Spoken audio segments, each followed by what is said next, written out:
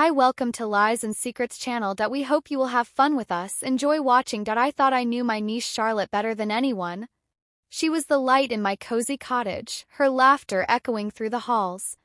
But one stormy night I returned home early to a scene so shocking, so utterly unexpected, that it shattered our idyllic life.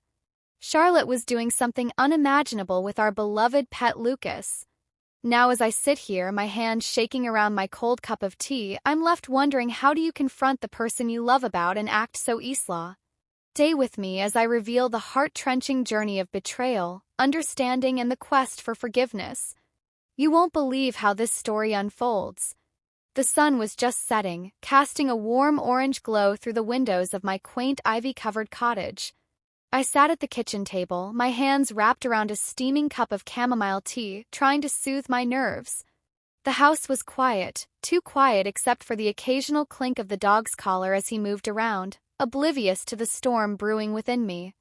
I had always been close to my niece, Charlotte. She was like the daughter. I never had her laughter filling the rooms of this old house with joy, but now that laughter felt like a distant memory, replaced by a heavy silence that hung between us.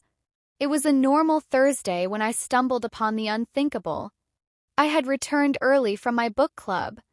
The meeting cut short due to an unexpected storm.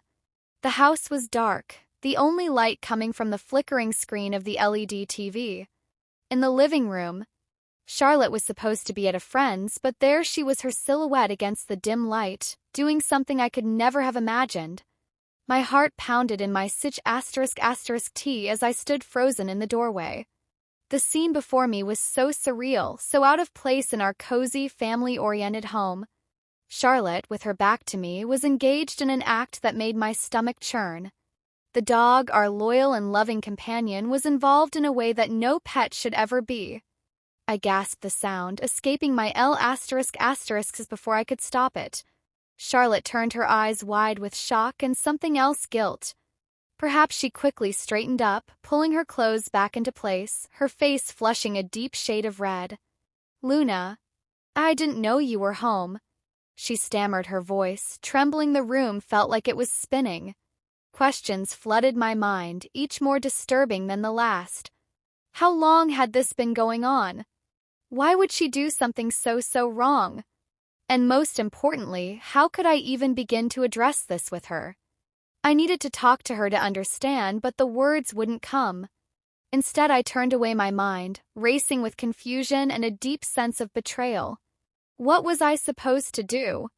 How do you confront a loved one about something so so deeply unsettling? As I walked away, leaving Charlotte in the dim light, I knew one thing for certain: our relationship would never be the same.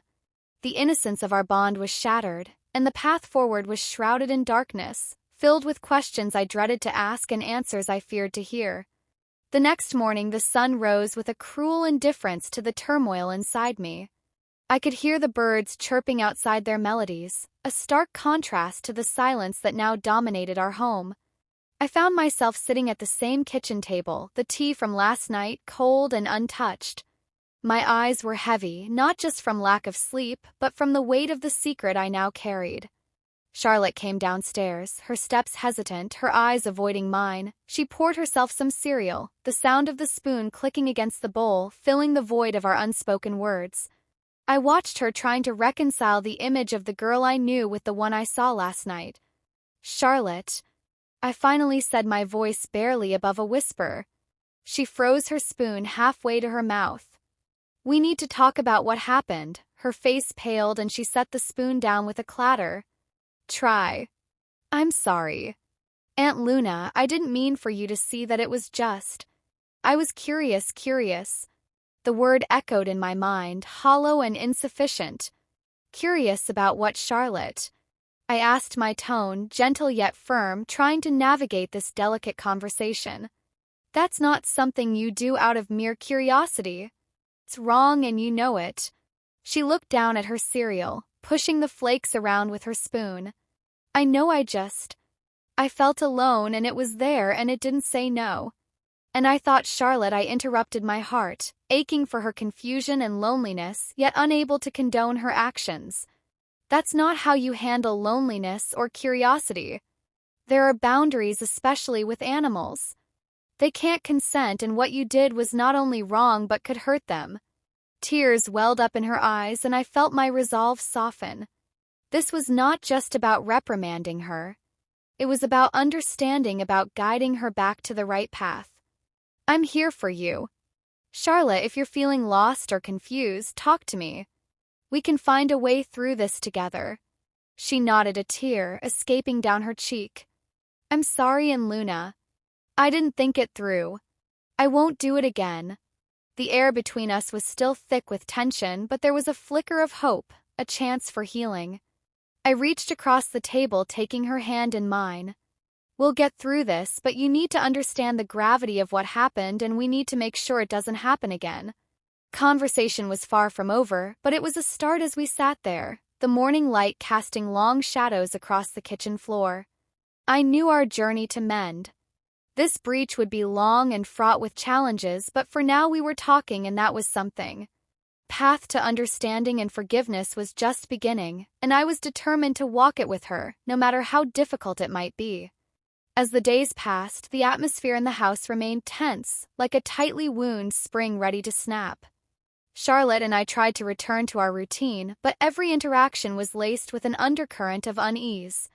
I found myself watching her more closely, not out of distrust, but from a place of concern and a desperate need to understand her better.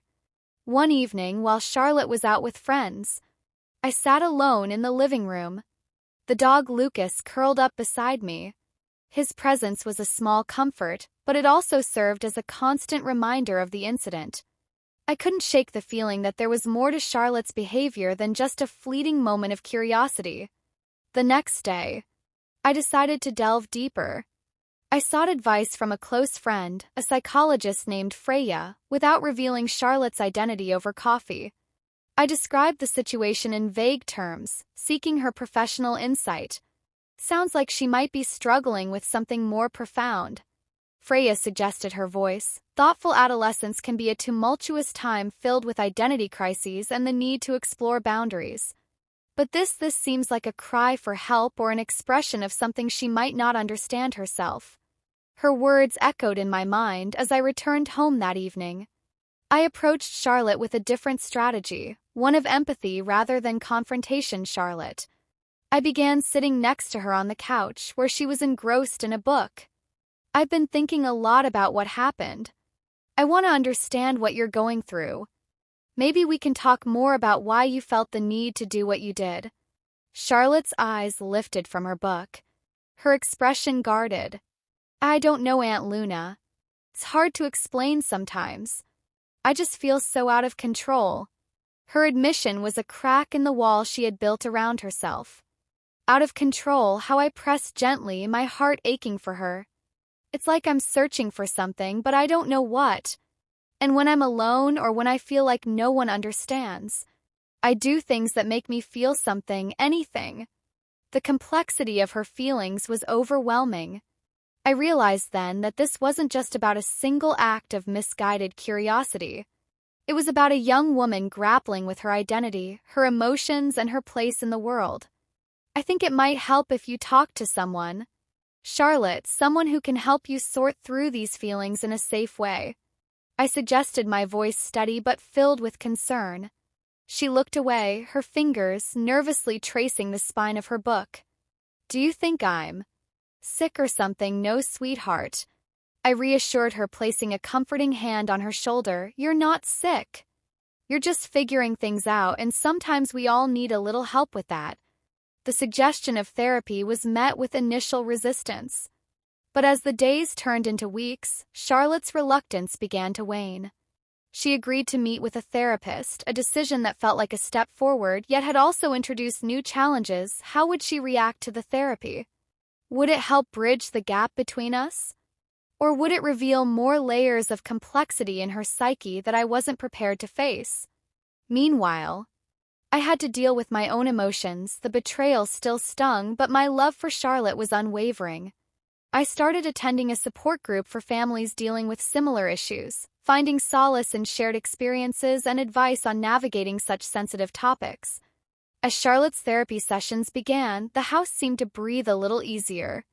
There were still moments of tension, but also moments of genuine connection where we laughed over dinner or shared stories of our day. However, the path was not linear.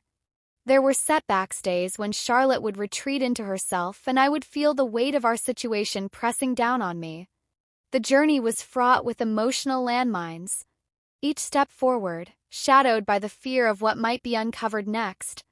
Yet through it all I held on to the hope that with time, understanding, and professional help we could rebuild our relationship on a foundation of honesty and healing. The road ahead was uncertain, but for the first time since that fateful night, I felt we were moving in the right direction together. Weeks turned into months and the therapy sessions began to peel back layers of Charlotte's psyche, revealing not just the incident with Lucas but a tapestry of emotions and experiences she had kept hidden. Each session seemed to bring us closer yet further apart as I grappled with the depth of her turmoil. One chilly autumn evening, as the leaves outside turned into a fiery palette of reds and oranges, Charlotte came home from her session looking more troubled than usual. Her eyes were red from crying and her usual guarded demeanor had crumbled. I was in the kitchen preparing dinner when she walked in her steps, heavy with the weight of her thoughts. "Charlotte, what's wrong?" I asked, setting down the knife I was using to chop vegetables, my concern palpable. She sat at the kitchen island, her hands clasped tightly in her lap. "Aunt Luna today. Today was hard." She began, her voice quivering. "The therapist asked about my relationship with my parents, and then I realized how much I've been pushing everyone away, even you." I moved to sit beside her, placing a comforting hand on her back. "You're not pushing me away. Charlotte, I'm right here." She shook her head, tears spilling over. "But I am Aunt Luna. I've been so angry, so confused. I thought if I could just feel something, anything, it would make the emptiness go away. But it didn't. It just made everything worse." The room was silent except for the soft hum of the refrigerator. I felt a pang of guilt for not seeing how deep her pain went. "Charlotte, I'm sorry I didn't understand sooner. We can work through this together." "What did the therapist say?" She thinks there might be some unresolved issues from when my parents died. That I've been acting out because I'm scared of being abandoned again, even by youth." The revelation hit me like a wave. Charlotte's parents had passed away when she was just a child, and I had taken her in, trying to fill the void left by their absence. But clearly there were wounds. I hadn't seen wounds that were now festering. "We'll talk to her together next time," I suggested, my voice firm with resolve, "and maybe we should consider family therapy. It's not just about you, Charlotte. It's about us, about healing together." She nodded, a small, hopeful smile breaking through her tears. "I'd like that." That night after dinner, we sat in the living room, the fire crackling in the hearth, casting a warm glow over us. Charlotte seemed lighter, as if sharing her burden had lifted some of the weight off her shoulders. "Aunt Luna," she said suddenly, her voice steady but soft, "I want to apologize to Lucas. I know he can't understand, but I need to do it." The idea was poignant and it touched me deeply. "Poor sweetheart. Let's do it together." We found Lucas in his usual spot by the fireplace, his tail thumping gently on the floor. As we approached, Charlotte knelt beside him, her hand resting gently on his head. "Lucas, I'm so sorry," she whispered, her voice thick with emotion. "I didn't mean to hurt you or confuse you. I was lost, but I'm trying to find my way back." Lucas licked her hand, his eyes full of the unconditional love only a pet can give. It was a simple act, but it felt monumental, a step towards redemption and understanding. As we stood up, Charlotte hugged me, her body shaking with silent sobs. "I don't want to lose you, Aunt Luna. I'm scared." "You won't lose me, Charlotte," I promised, holding her close. "We're in this together, no matter what." The scene was set for a CLI Lucas of emotional confrontation and healing. Path forward was still uncertain, filled with potential pitfalls and the need for continuous dialogue and support. But in that moment, with the warmth of the fire and the comfort of our bond, There was a sense of beginning anew, of facing the darkness together, armed with love, understanding, and the professional guidance we both now embraced. The journey was far from over, but for the first time I felt we were equipped to face whatever revelations and challenges lay ahead. The CLI Lucas of our story unfolded one crisp November evening, the kind where the air bites at your skin with a cold that seems to seep into your bones. Charlotte and I had been attending family therapy sessions for several weeks now, and while progress was slow, it was palpable. The therapist, Dr. Amelia, had been instrumental in guiding us through the murky waters of our emotions, helping us to understand each other's pain and confusion. Tonight was different. Dr. Amelia had suggested we do an exercise where we would write letters to each other, expressing our deepest fears, hopes, and apologies. Charlotte had been hesitant, but I could see the resolve in her eyes as she agreed. We sat in the living room, the fire casting dancing shadows on the walls, creating an atmosphere that felt both intimate and intense. Charlotte handed me her letter first, her hands trembling slightly. I unfolded the paper, my heart pounding with anticipation. "Dear Aunt Luna," it began. "I've spent so much time feeling lost, feeling like I was drowning in emotions. I couldn't name that night with Lucas. It wasn't just about curiosity or loneliness. It was a scream for help, a desperate attempt to feel something real in a world where I felt invisible.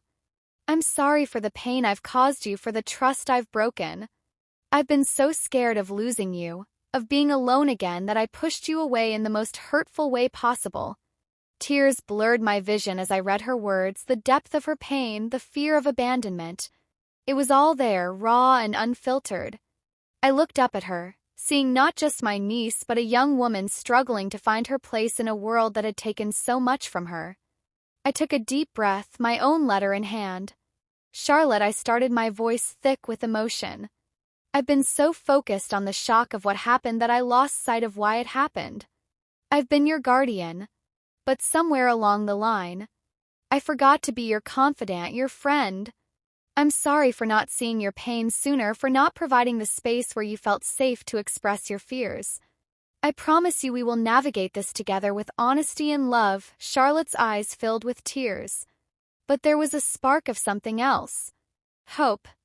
Perhaps she reached out, taking my hand in hers, a silent acknowledgement of our shared commitment to heal. Dr. Amelia, who had been quietly observing, spoke up. "This is a significant step. Both of you acknowledging the hurt, the misunderstandings, and the love you have for each other is the foundation of healing. But remember, this is just the beginning. There will be setbacks, moments of doubt, but with each other's support you can move forward." The room was heavy with emotion, the weight of our past mistakes and the promise of a better future hanging in the balance. Charlotte squeezed my hand, her voice barely a whisper. Can we start over?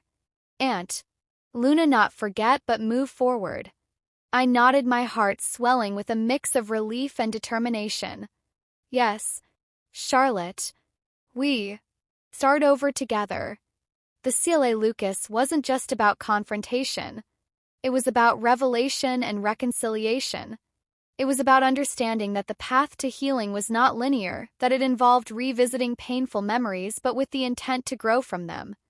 As we sat there, our letters in hand, a new chapter was beginning, one where we would face the darkness together, armed with the tools of therapy, the strength of our bond, and the unwavering commitment to rebuild what was broken. The fire in the hearth crackled, a symbol of the warmth and light we were striving to bring back into our lives.